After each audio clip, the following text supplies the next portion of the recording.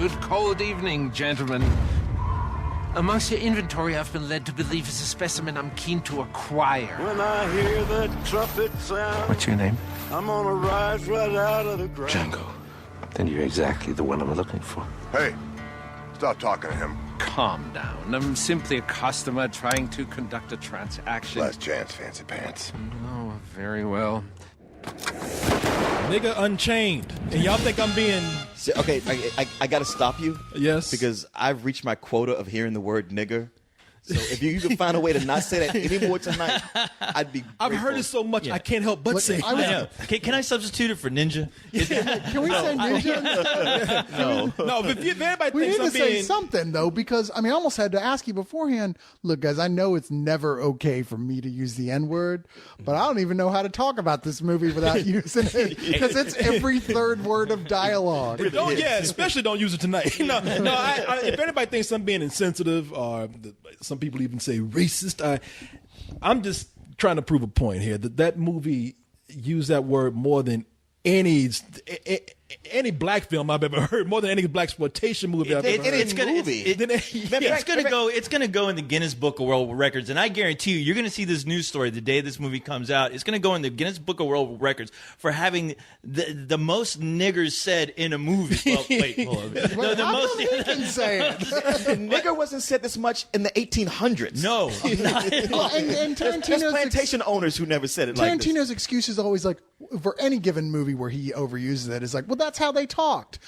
I'm sorry, but there were other words in the English language. And what this feels like is Tarantino, that side of his personality we always see in interviews where he just tries to be a mischievous little kid. Like, oh, that bothers you people? Well, fuck you. I'm going to do it more then. You can't stop me. And he'll play all like, I mean, I'm just trying to be real. I'm just doing what they say. People talk this way. I put it in my movies. It just makes it more realistic. It's just a word when it comes down to it. I mean, I use it in a different way. It has this meaning instead of that meaning right there. But that's how I put it in. It's like, you know what?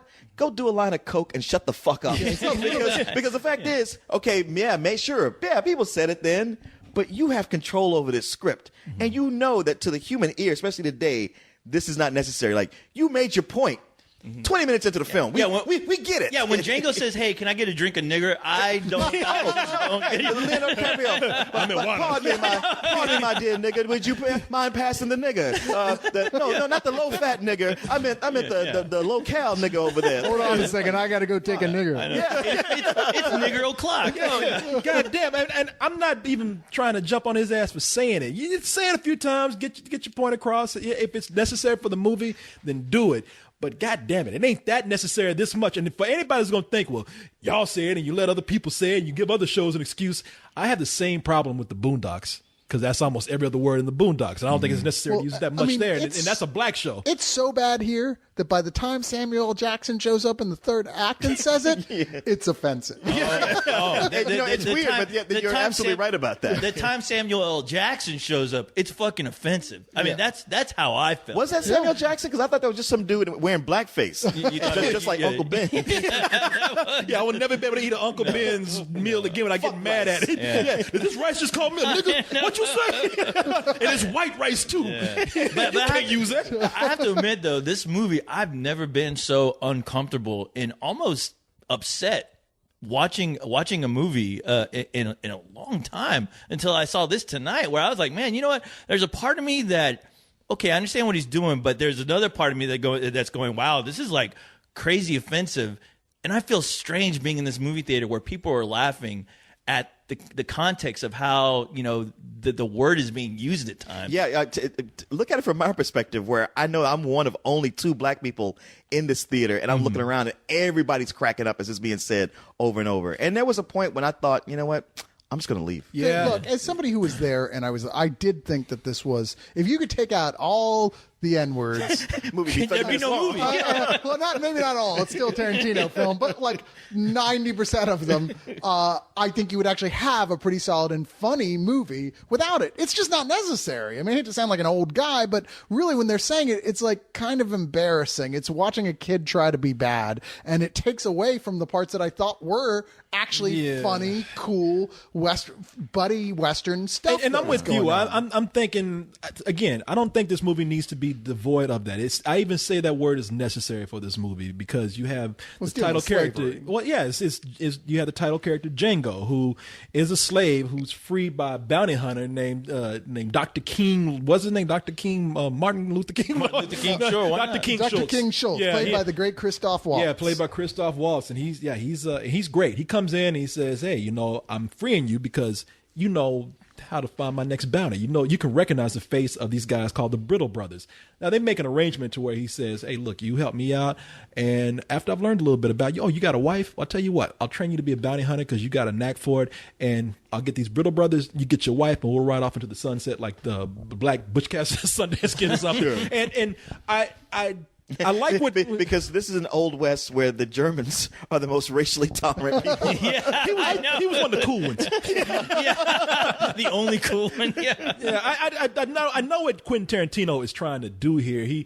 His approach to it is that I sincerely believe him when he says, reading about slavery, it pisses me off. I was reading an article about this before coming into the movie because I wanted to kind of know what to expect because I knew this could go either way with him. And he was prepping you. Yeah. I mean, come on, look. After seeing, I love Pulp Fiction, so I'm not somebody who's just being ultra sensitive. I love Pulp Fiction, but the part that irritates me is when Quentin Tarantino comes out. Does my garage say "that nigger storage"? I'm like, hey man, that's not necessary. Well, it's offensive when he can't even say it right. He's When like, he can't, "Nigger yeah. storage." You're like, what?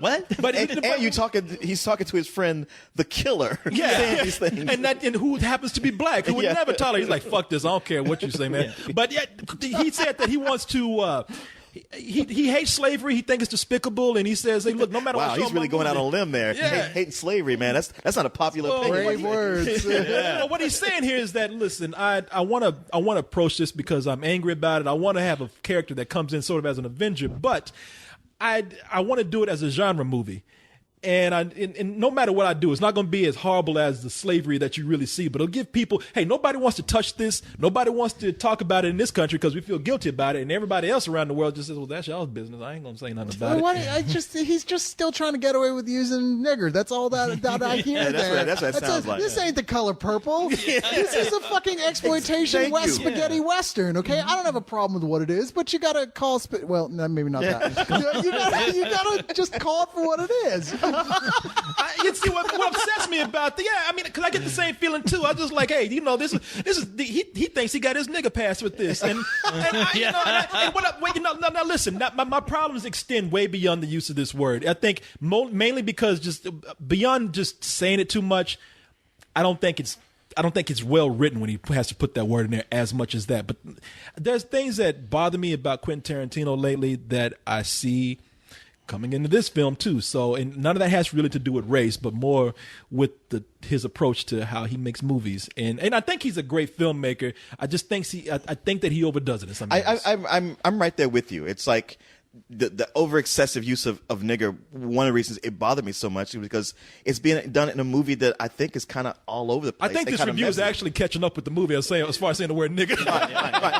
I'm done. I'm done. I'm kidding. We made I'm that joking. point. My biggest problem is the problem, like you said, Corey, like I've been having with Tarantino, where it just seems like, man, this guy is in desperate need of an editor. He's also in desperate need of getting his story across to where it goes from point A, point B to point C, where this just felt like it was dragging. I'll say this, I can't blame him. I blame the script more than anything. Yeah. Well, yeah. And that's the thing. It's like watching this, I go like, man, I really miss Roger Avery because when him and Tarantino worked together, that's when they kicked out the greatest material. And Tarantino's his longtime editor. She died, so it's just like losing the both of them. It's like when we were getting these movies from him that are there's like it's such like I'm digging through. Oh, when I was a kid, I loved this, and I'm just gonna go and be excessive, and nobody can tell me no. And it's like, man, somebody needs to come in and say, please, this has to go. Almost and stop every doing major that. filmmaker needs one of those people. And it should be a law. Yeah. That there's somebody that no matter how big you are, there's one dude whose job it is to come in every once in a while and kick you in the nuts and say, no. Yeah. Tarantino needs one more than most. There was moments where your title character, Django, feels like he's lost through a good majority of the movie, where the focus on him is gone half the time. And you basically just see him. For me, he was like, oh, this movie should have been called goddamn Jamie Foxx on a horse, because half of everything that goes on in this movie are people reacting to a black guy being on a horse. And I'm like, you know what? I like this version better when it was called fucking Blazing Saddles. That's a better version of what this movie is, because that was at least saying something, and it was getting to the fucking point. You're actually right. It was actually making a statement, and it got to the point. This movie's 3 hours, and I just don't understand how you can do that. And in good conscience, like, yeah, man, I'm making a Western comedy sort of parody action. Exploitation, fest. but it's almost 3 hours long. It's like, no, stop it, because I'll say this right off the bat. Like, I wasn't prepared for this to be such a comedy, and for the comedy to be so goofy. It's like, it's goofy on a level. It's like, oh, well, if you're not going to take this seriously, then at least write better jokes. See, I don't think that really bothered me. And while I understand what you guys are talking about, the unevenness, I thought it's certainly more even than anything he's done since Jackie Brown in a lot of ways. I mean, at least he's telling the same story the whole time, which is more than you can say for everything else. Like Inglourious Bastards, which I thought was just all over the place. Yeah. This at least is really following the story of these two characters, the buddy cowboy movie. And a lot of the affection that I feel from it probably stems from the fact that this type of spaghetti of Western genre that he's taking from so heavily is one of my favorite styles of film, period. I mean, the original film that the title is taken from, Django, which in fact its star, Francis Nero, actually Franco Nero has a small cameo in here. Yeah. One of those wink, wink, nudge, nudge cameos. Yeah, one of those like, but, hey, stop the film. Look, so we can it's say the original Django. It's like, yeah, all right, man, move on. But I thought it was. I still, on the whole, was enjoying this like crazy, to the point of saying I think this is his best film since Pulp Fiction, until it got to about the beginning of the second act, which of course was the length of a regular movie, but where they basically introduced Leonardo DiCaprio and Sugarland, and this whole where basically the arc changes from two buddy cowboys going around collecting bounties with a lot of jokes to just let's stop everything and have it a series of drawing room conversations for another hour. And that's where the movie comes to a screeching halt for me. Yeah. And it's where it blurs that line of being offensive when they introduce Samuel L. Jackson's character, who is playing the most, I mean, for me at least, he was playing a cartoon character. That the point of the film was, you know, if Tarantino hates racism or whatever, he made the most boogie-ish fucking looking. I mean, was he dancing when he came in? Yeah. I'm surprised he didn't come out. Boogeyman? Yeah. I'm surprised he didn't come out and start doing his soft shoe and go, "Hey, master, how's it going?" Well, it's a very coonish character. Offensive. Well, It's he's super. intentionally an Uncle Tom. Yeah, he is. As much as I might not have liked the type of character as he was cast as, I thought he was really good. I mean, he played. He's an Uncle Tom, but he's also an old man, older than what he really is, and maybe the same age and just black ain't cracking. I don't know, but he played that role about as well as you could play a character of that type. I mean, whether you approve of it or not. It's a despicable character. So you hate him doing it, but I think he does a good job. He does an amazing job. He does a great job of getting across the feeling that this character is supposed to make you have. You know, you can go, oh, he's great in this. He's great in everything. He's Samuel L. Jackson. We all love him. The character he's so one-dimensional and so uninteresting as a villain because he's this caricature. The only times he really shone at all was this little sort of inside gimmick that was going on that ultimately he is Leonardo DiCaprio's boss. Like when they get alone, he's like, motherfucker, you better listen to what I'm going to say. And Leo's like, yes, sir, yes, sir. And he's not really his boss. He's like his confidant. He's the flunky his grand vizier. Yeah, he's the flunky who's supposed to be dumb. He's the guy who's supposed to be who's supposed to be subservient. But when they get behind the scenes, you could tell that he's playing dumber than what he really is, and he's also the brains behind that operation. The dynamic is he's like the older uncle or something, like or the grand vizier, as you were saying, and that is interesting. But there's not enough of it. Right. See, I thought it was just him going, "Hey, man." I can't do any more of the script. Can we write something else? That's what it felt like to me. I was really disappointed. It was uneven, and yeah, I mean, it is the ultimate flaw of this movie that it is so uneven. I can't tell what character's actually doing what if they have some undermining idea, because you don't get enough of it. They give you just little like parts of it, throw it at you, and sure they let the audience come up with their own conclusions about what you think about that character. Sure, that's interesting, but the movie just kept faulting at so many different points. You thought they were being subtle with these characters? I couldn't give the film credit to try to undermine me for what I was thinking while I was watching it. Yeah, because I thought they laid it out there. I mean, some motivations were held back in front of other characters, but I thought they kind of laid it on pretty fucking thick with some of these. I didn't. Because I mean, somebody like I was really disappointed with Kerry Washington. I was upset. She was the worst. I was upset they hired an actress like her who was really good, and all they had her do the whole time is go. Scream like a bitch. She was hired to get her ass beat and just look in the camera going. She's a MacGuffin. She's just a plot device to get you to have the character's motivation to get to where we need him to go. Well, there's so many things that Quentin Tarantino knows how to do. He still has a knack for dialogue, even though he repeats some things, which we've already mentioned over and over again. But Leonardo DiCaprio is what was his character's name? Candy. Monsieur Candy. Yeah, Monsieur Candy. Calvin J. Candy. I think Leonardo DiCaprio was excellent in this. He was. He's always He's excellent. actually like the one thing I consistently liked. Yeah, and he was. And I think there was a couple of other people who were supposed to play that role, but they got Leonardo DiCaprio to come in, and I thought his dialogue was amazing. I've heard tell about you. I heard you've been telling everybody that Mandingos ain't no damn good. Ain't nothing nobody is selling is worth buying. I'm curious. What makes you such a Mandingo expert? I'm curious what makes you so curious. What did you say, boy? Calm down, Butch. No offense given. None taken. Monsieur Condé, I'd appreciate if you could direct your line of inquiry toward me. One, you do not have anything to drink. Can I get you a tasty refreshment? Yes, I'll have a beer. Wunderbar. Roscoe, a beer for the man with the beard, and I will have a Polynesian pearl diver. Do not spare the rum. He has a knack for also Quentin Tarantino for bringing in scenes and building them up and really making it very tense. Yeah. And you don't know what's going to happen. And hey, look, I'm sorry, Leonardo DiCaprio. I'm sorry I called you a little boy all these years. 'Cause you scared me in this movie. There's a scene where he's about to do something heinous, and you don't know if he's actually going to go through with it or not, and you don't doubt that he will. I feel sad for the guy because it seems like every year he's always trying to make that Oscar, consideration type of, movie. And with this, I think his performances stand out. I mean, it really does stand out.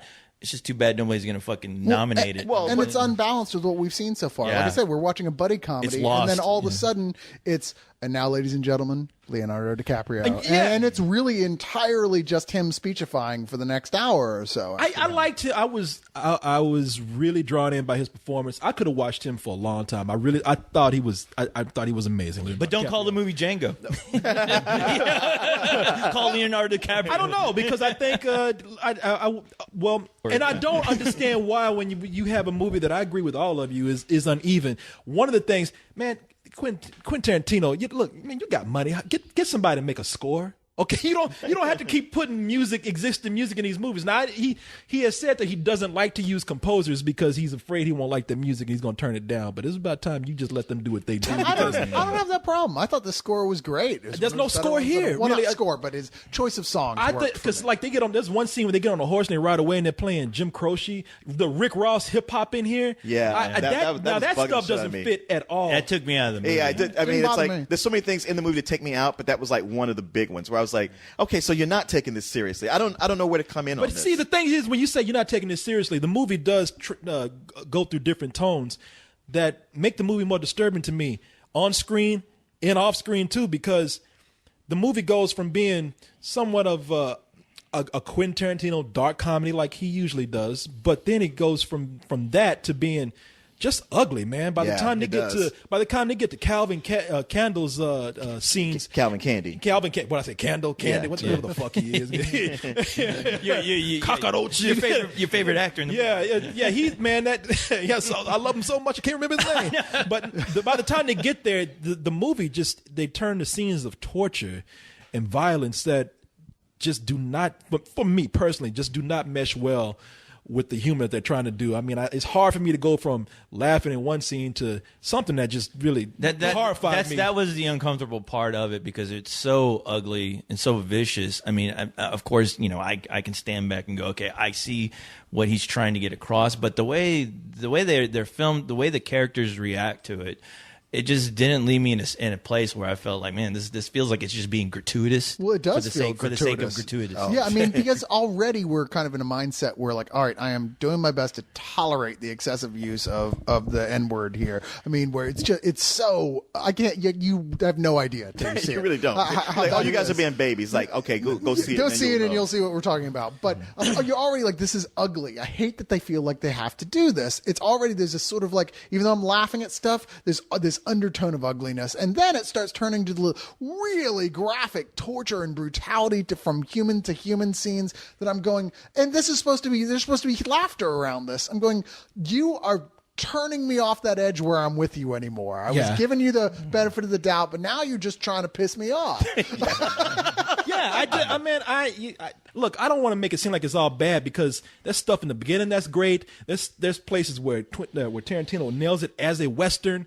They go into towns where the town looks very authentic. That's stuff that I just love about this, just like with every Tarantino movie. But the last 30 minutes is when Django comes into his own, Jamie Foxx. And it is, and I'm not just saying this because he kills a bunch of white people. I'm just saying as far as something happening in the movie, as far as just being that Tarantino that I love, it came to a rousing end. I mean, there's a gunfight in here, which I was on the edge of my seat watching that. I was almost mad at myself because I was like, I'm trying to be mad at this Because all movie. the white people dying. And I said that's why I didn't want to. I didn't want nobody to think one that. of them uppity critics. I don't know my place, Mr. Cyrus. But and as much as I love that last, because I love that last 30 minutes. But Well, it's Sam Peckinpah meets with the guy Herschel Gordon. Not Herschel Gordon Lewis. You're thinking of Sam. Well, yeah, I guess. you can say with the this is just- gore. You can say it was his Because true. it is really. You can say gory. it's his true homage to Django, which in 1967 was considered to be one of the most violent movies of its time. It's super bloody. the Yeah, original and this, Django. I mean, this is the kind of blood where, I mean, these are not blood packets. These are ketchup bottles blowing up on people, 'cause that shit goes, it looks like syrup, man. Yeah, Herschel Gordon Lewis. That's true. Where it gets But that. I was going to say insane. Tex Avery, but I will say that the only thing I didn't like about that last 30 minutes, which again I love, is Tarantino, man. He makes an appearance and he's a horrible actor. Oh my God! Yeah, I was like, please do not add your trademark stink to this movie. I'm trying to like find something good to say about it during the review. Trying, Ringo. I really And then am. once that motherfucker rears his ugly head. No offense. I mean, I think he knows that. But no, I mean, there's nothing. No one should ever be offended by you calling them ugly. Yeah, exactly. But man, does he stink it up? Especially when you realize he's trying to do an accent that you don't realize till halfway through. It's like, what? Well, that's is there what something? fucks it Is up. there something wrong with his voice? It's not What's till going on? his other the co-actors in that scene start talking with an Australian accent. You're like, oh, that was supposed to be an Australian Yeah, accent. I know. It's like they had to spell it out. The movie had to spell it out in its own way. They had to literally say it so that you would know what was happening. But that being said, I love it when a director actually isn't afraid to off himself in a satisfying way. And he probably gets one of the best deaths of anybody He in does. the whole film. He does. So- Listen, don't spoil it. Yeah, no, man, I just like with almost every Tarantino as since Kill Bill, I'm not with them. I think they're all over the place. Probably the most coherent thing he's done since with all these new Tarantino movies that he's put out is Inglourious Basterds, and even that to me was uneven. But I really like that movie, and this one I love parts of it too. I'm not going to harp on this being offensive to me anymore. I would just say I wish that he would. I wish people would stop giving him a pass to feel like that he can, as you say, Cyrus, come in and toy around, not only with certain words such as the N-word, but also with just having to force in everything that he grew up in his pop culture education. Music. Yeah, his pop music. No, Well, he dropped what's that? out of school in the 9th grade. Yeah, well, and that's the thing. He was raised by pop. That was his film school, pop culture. He had an education of pop culture to filmmaking. I think he's kind of beginning to exhaust that now. I want to go back and see that Tarantino that made Kill Bill, and even to a certain extent, Pulp Fiction. Hopefully, we'll see that when he does his version of Star Wars. So. Get him to do one of the Star Wars movies, right? Yeah, I'm giving this He's doing a whole movie about Django Fett. Yeah, I do like so much of this to give it a high rental, but I'm still not understanding those people out there that are saying that this is one of the greatest movies they've seen this year. Any other movie with Quentin Tarantino's name not on it, they would say also that this is extremely uneven. I really believe that. Yeah, as far as him, like, you know, his fight for civil rights in his Tarantino way, I'm like, you know what? Don't do that. Don't donate money to the NAACP or something. You know, clean up a park in the ghetto, because your way is not helping. Stop anybody. holding my flag. You don't speak for me. I don't know. I wish I could have liked the last 30 minutes like you guys did. As a matter of fact, that last 30 minutes comes at a point where it looked like it was pretty much over. And it's like, oh, wait, here's more. And I was like, oh, for fuck's sakes, for real? We have to just see this to the very end. And really something happens to it. I mean, I'm not spoiling anything. Part of the ending features horse tricks. And I was like, God damn it. It's like, you really, after making us sit through all this and all the excesses, and everybody's going to shout me down and say, like, it's not excessive. Like, he threw in horse tricks. You didn't know he was paying homage to the goddamn Lord of the Rings fucking ending of... No, Peter, he was doing Peter Jackson. No, it's okay, Coach. Come here. It's okay. Hug it out, bitch. Hug it out. It's all right. He was doing homage to Barnum and Bailey Ringling Circus. I was just not prepared for what a comedy this wanted to be when it started. But then later on, it wasn't either, because it switched in, like you say, in such a dark, ugly mode. And I could have been fine with one or the other. Actually, the darker stuff, everything with Leonardo DiCaprio, I thought he was fantastic. It was actually one of my favorite performances. I was like, wow, you've actually pulled me out of a movie I wasn't liking to make me really dig this, even though I hate so much of what's going on.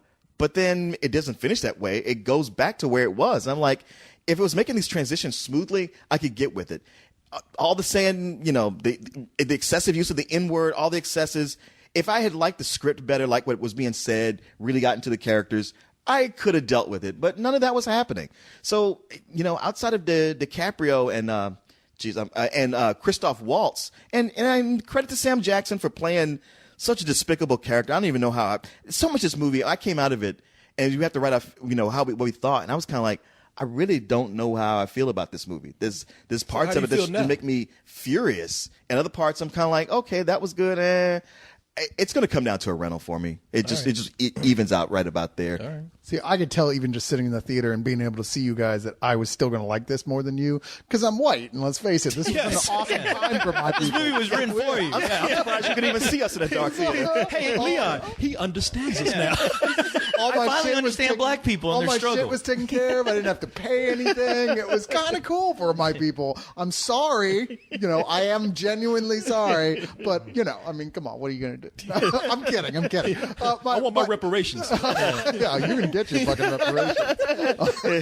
I'm going to give them to Go get a ham sandwich. Yo, happy ding dong. you keep listening. I'm going to give them to you here in just a second. No, but I thought that what worked actually did really work. I really enjoyed the first hour of this film, to the point where I really was saying this is my favorite Tarantino since Pulp Fiction. I thought when it was going is a very simple buddy western. When Christoph Waltz, it was sort of a master training the disciple to be a Western badass film, and lots of comedy. I was loving every second of it, except for, of course, the excessive use of the N-word. But when it turns that corner and it just decides that it's going to be a completely different type of film for a while, I mean, even though Leonardo DiCaprio is great, it's just too much of him. There's too much just sitting around. There's too much ugliness building up. There's a scene where a guy's torn apart by wild dogs, and we really kind of have to see it. Like, I don't want to see that shit.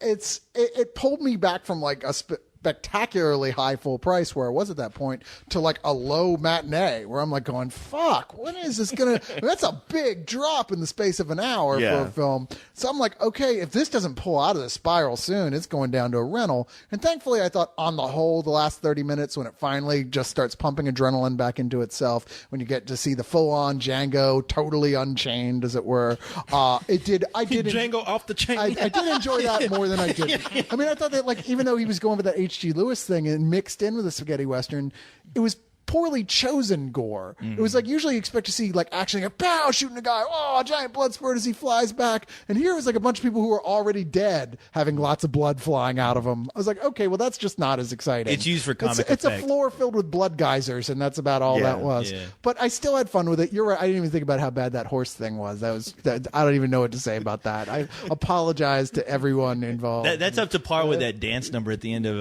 Alice in Wonderland. Yeah. Johnny Depp Yeah, dancing it around. Like, Johnny Depp dancing and that fucking horse dancing, the same goddamn thing. I saw a horse actually get up and leave the theater. I don't like how my people are being represented in this goddamn Good thing movie. this is the end of the movie. The horse left with Corey. I rolled out on him. Let's go. I can't watch any more of this. Seriously, I mean, it really did. Like that point where I was kind of back on a high again, and then that happened, and I'm like, oh, my what is friend it next now? to me is like, what a long face. But no, this is ultimately it comes down to just a matinee for me. God, this could have been a great film. If only somebody had some control over Quentin Tarantino. Can he marry somebody who's like gonna fucking grab his dick and go, no? Yeah, it's Harvey Weinstein. Yeah, exactly.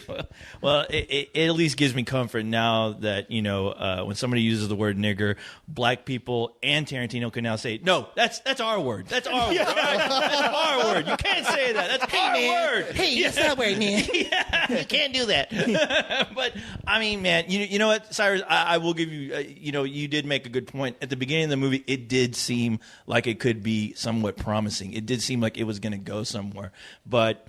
Yeah, after the 20th use of the word nigger in the first like 10 minutes of the movie, it was just like, okay, you started to notice other things. The movie became something else, and it's unfortunate because all that excessiveness took me out of the movie, and I was really trying to find some kind of middle ground with it on an entertaining level and just on a level of like, okay, maybe I'll get some good scenes out of it. And I'm kind of with you, Corey. The movie does have its moments, but they are very small and they're very far and few between. And that is the sad part about it, because the people who are great, Leonardo DiCaprio, man, guy, I know you were looking for that fucking Oscar performance. You had it. But it got lost in this bullshit, man, and I apologize to you. You're going to be. I hope you don't go to the Oscars sitting in that fucking chair again, looking like a sad dog. I mean, because you just need to give up on that shit. But saying that, Tarantino, I've tried over and over again to give you that sense of credibility that so many of my movie-going peers constantly give you. They're gonna give him all kinds of accolades after this movie. They're already doing it. Yeah. And I just don't get it. I'm out of the loop with you, Corey, and I'm sure with you, Leon. I don't know about you, sir. No, me too. Me too. White people sticking together. You have to. Nobody else wants to stick with you. I've been falling off his train since Kill Bill Volume 2. So, but I mean, it's sad, man, because I mean, I do see moments of his past greatness, and unfortunately, it just all comes down to a not very interesting movie for me. So it is a rental. It is a rental in every sense of the word. Hey, how'd you guys like Jonah Hill showing up long enough to go like, yeah, I'm fat again? How come that motherfucker couldn't blow up? Well, in a literal sense. I will say I understand why people are saying Will Smith didn't do it because he had a scheduling conflict. Right.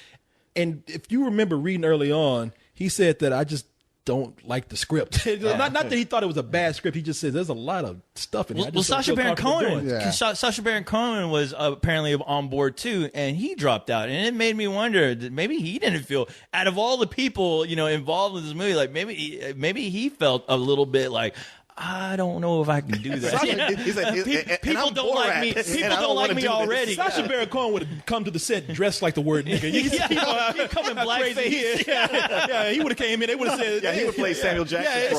Samuel Jackson. Samuel, come on in. Samuel Jackson would have came in like, what? Who's that? Who said he's playing my part? What the hell? And I think Will Smith didn't do this just because he said, I fucked up with a Western one time. I ain't doing it again. They did use the same hat. No, yes, they did. there aren't any giant spiders in this this. movie could have used a fucking giant spider, but they probably would have just let him use the N-word excessively. How do you like the bounty hunting business?